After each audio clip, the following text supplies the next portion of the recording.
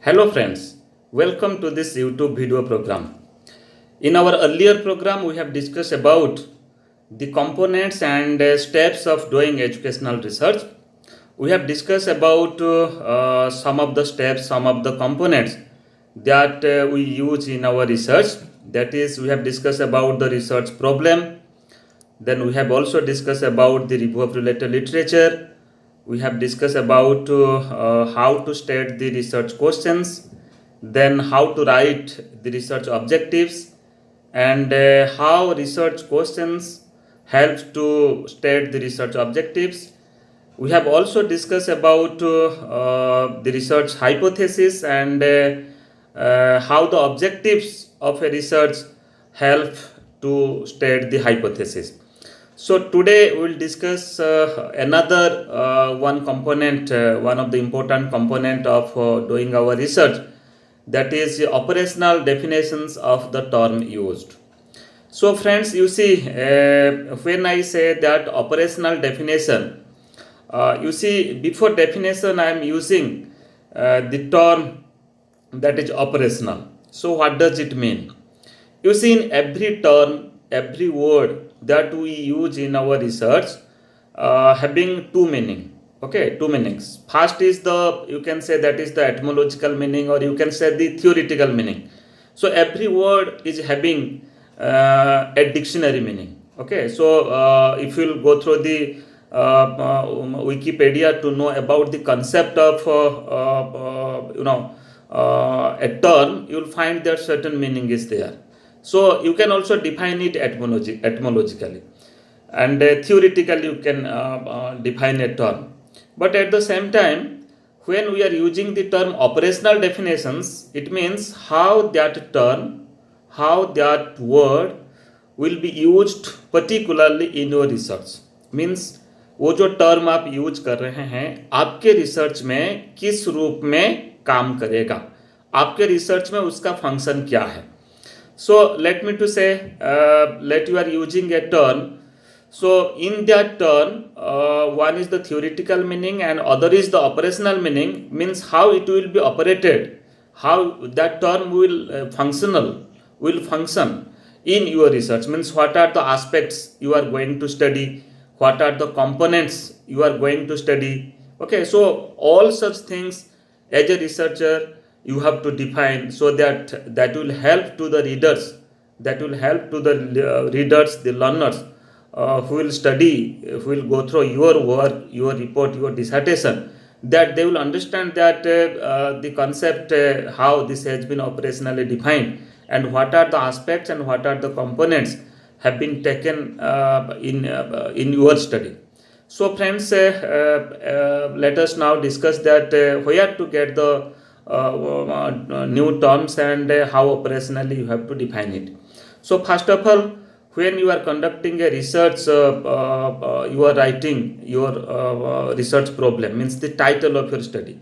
You see, in your title of your study, you will find many terms that has been used, which is not commonly used. Means that is some extent technical or scientific in nature. Okay, that in everyday life we are not using those terms.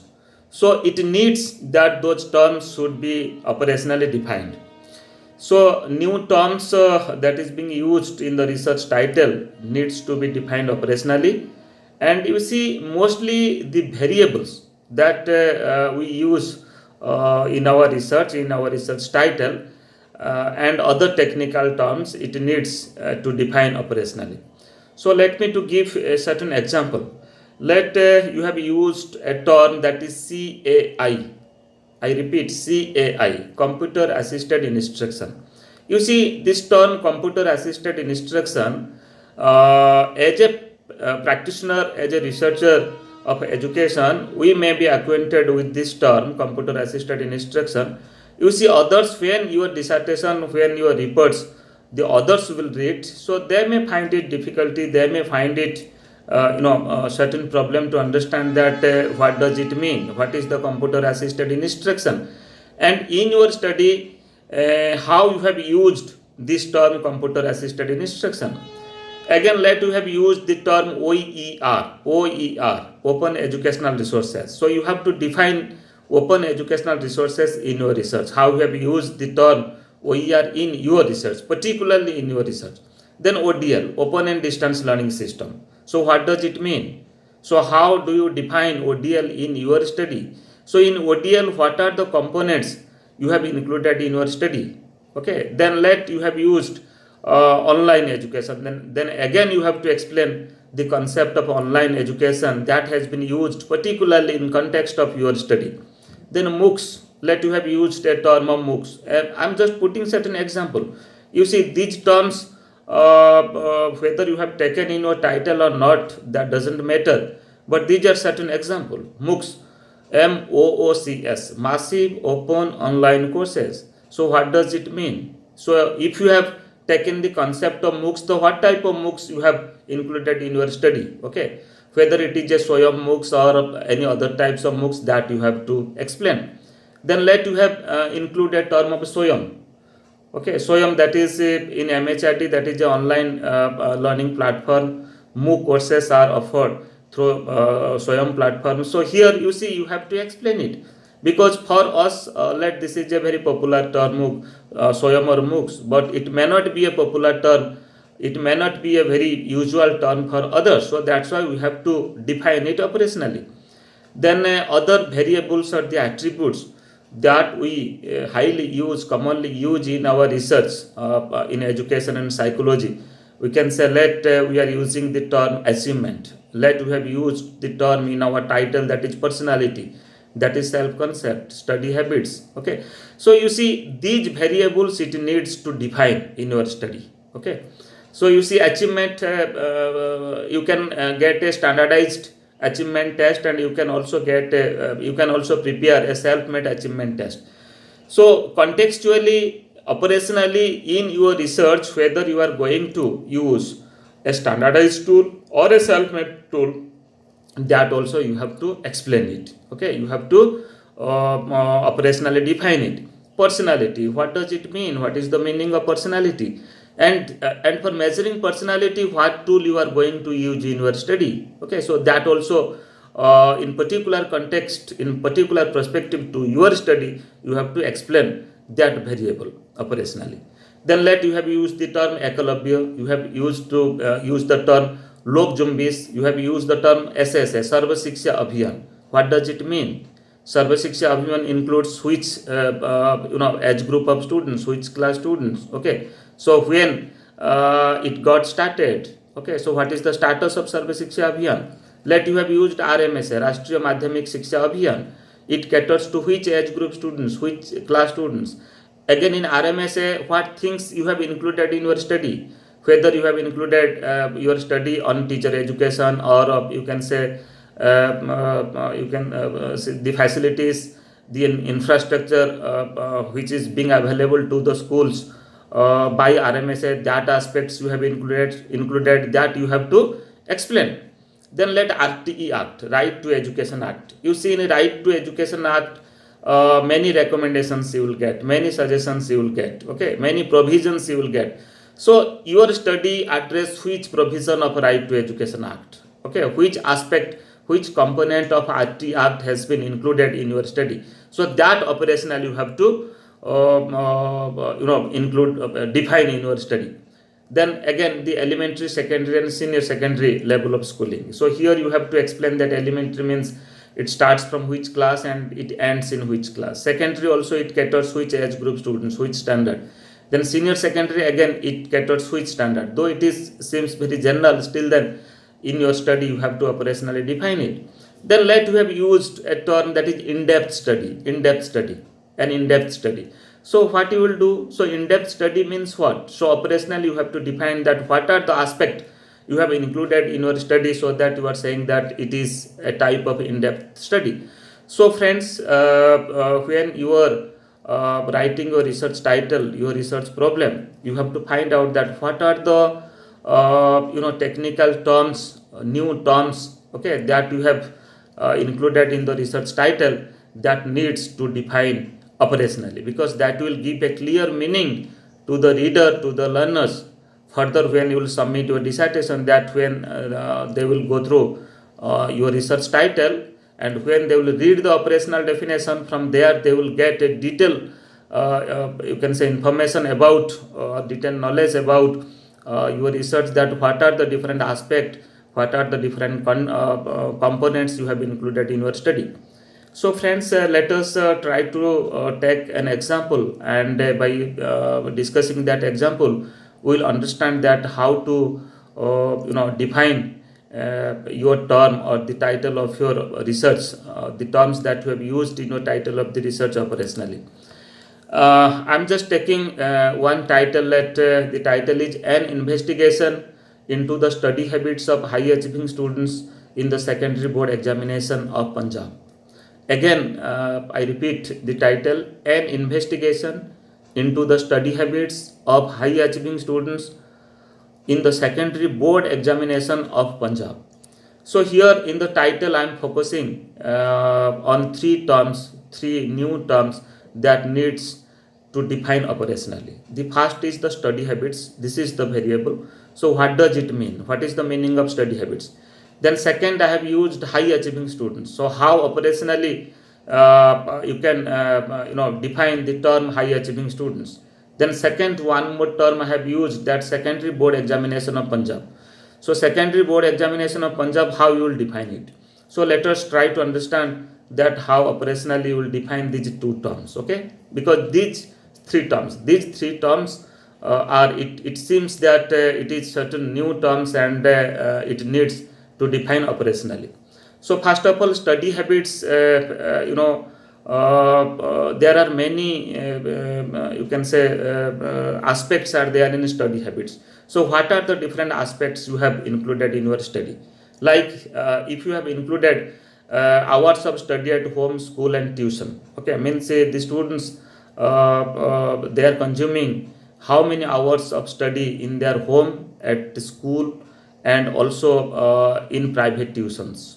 Okay, so that also one of the aspect you are going to measure. You are going to study about the hours of study students were doing in home, school, as well as in private tuitions. Then preparation of notes, how the students were preparing their notes for the examination. This is also one of the study habits, one of the component of study habits. Then you can say preparation for examination, how they were preparing themselves for the board examination in Punjab. Then next, time management for different subject areas. So how they were, what time they were contributing to different subjects. Okay, for studying the language, for learning mathematics, for science, for social science, whether equal, whether the time contribution was equal, or time contribution was not equal, means giving much time to one subject in comparison to other subject. That also one part of study habits. Then engagement in scholastic and post-scholastic activities. You see how the students, those have attended the board examination of the state of Punjab, okay, how they were managing, means the high achieving students, how they are managing the scholastic activities. Scholastic activities means the subject area activities, how they are preparing different subjects, the core subjects, okay, maybe science, mathematics, social science, languages. But at the same time, how they involve themselves in different post-scholastic activities, okay, means in cultural activities, in games and sports, and other types of activities. So that is also a part of your student study habits. Let you have included this aspect in your study. So operationally you have to define it. Next, personal style of learning. So you will find that every student is having their personal style of learning, okay. Some you will find some students, they are a regular learner, means every day they are contributing few hours for their study. At the same time, you will also find a group of learners, they are not studying every day, rather they are focusing their studies just before few months of the examination, okay. So if you have included such type of things, the personal learning style, then you have to define operationally to the term study habits. Then you will find some students, they like to study at the night. You will find some students, they like to study at the early morning. You will find some students, they like to study at the afternoon, okay. So here the late night study, evening study, early morning study, okay, afternoon study. So such type of learning habits, whether having certain contribution towards, having certain effects towards the achievement of the students. That also you can include in your study. Then use of resources. You will find that the students, those are studying, preparing examination at the 10th board, they are not, you will find a group of students, they are focusing only on their textbooks, means the books that has been given to them. Okay. And also you will find a substantial group of students, what they are doing, they are reading many reference books. Okay. So they are going through their textbooks, at the same time they are also using other reference books. Let a student is studying a book of another publishers, but for the examination preparation they are also using NCERT books. And you will also find that those are using NCERT books, at the same time they are also using other reference books. So if you have included such aspect, use of resources, as well as the media, resources and media in your study as part of study habits, then you have to explain it. So friends, if you have used this term, one technical term, a new term in your title of your research, that is study habits, it needs to discuss that what are the different aspects you have included in your study, and that aspect you are supposed to operationally define it. Next will come the second term that we have used in our study, that is high achieving students. So how do you define the high achieving students? Let you have decided in your study that those have secured 80% of marks or more than that, 80% or above marks in a state board exam of the state of Punjab, they are the high achievers. So you have to define it, that you are not going to take any students those have scored less than 80% of marks. So this is the cross mark, you can say, this is the level that you have fixed, and that level is the high achieving student. Then let you have fixed another level, you can say you have not taken a direct percentage, you can say that as per the norm of normal probability curve. Okay. Above +1 standard distance, you can say till above +1 standard distance, you will find 15.87% of the students are there. Okay, or subjects are there. So what you will do, first you will take the data of the Punjab state. Okay, how many students have passed out. Then you have to arrange, you have to prepare a normal probability curve so far as their achievement is concerned, their percentage of marks is concerned.